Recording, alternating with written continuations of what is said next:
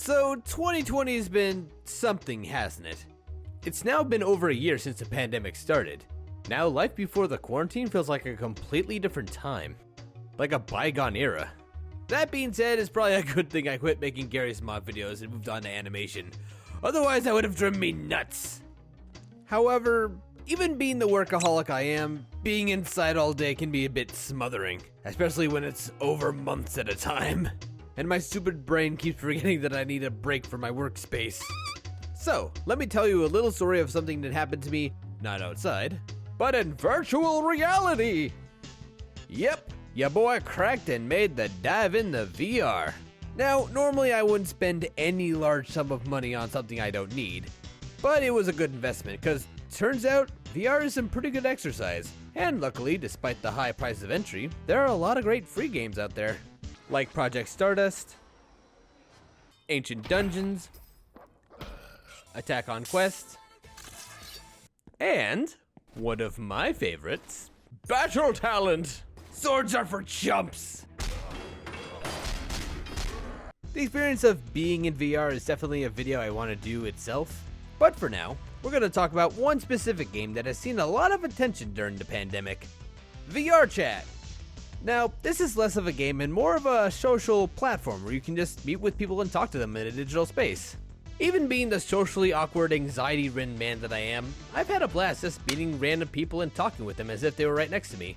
And being in VR is a really good way of forgetting that I'm stuck in my house. But my weirdest experience on the platform was when I visited a Pokemon village. I was also a robot, that'll be important later. Now, I had just entered the world, making my way downtown, checking things out, that kind of stuff. But soon, I realized that I wasn't alone, as there were a small group of players nearby who just so happened to be playing as a bunch of jacked Pokemon.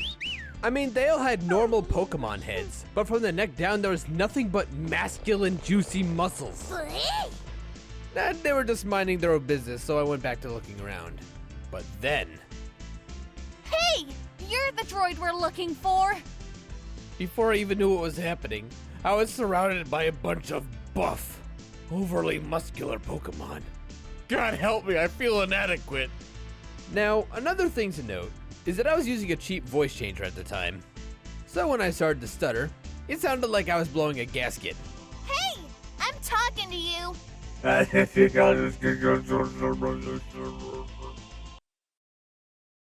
think he just malfunctioned. But he's still moving. So I attempted to escape the muscly mob, but they were hot on my tail, following me with the thundering footsteps of Hercules. Eventually, the big masculine monsters had cornered me, and there was nowhere left for me to run. We got you now, droid! Left with no escape, there was only one thing left to do. Initiate self-destruct.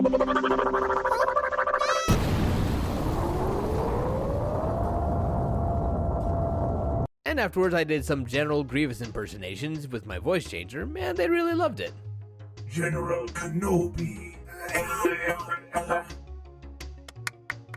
Woo! So yeah, that's what things are like in VR Chat. It's a lot of fun as a little platform that isn't a festering toxic waste up like Twitter and Facebook. Because instead of just sending messages with no confrontation, you're basically talking to people as if they're right next to you. It makes a huge difference. I mean, for the most part, it's still social media. Moral of the story, steer clear of buff Pokemon.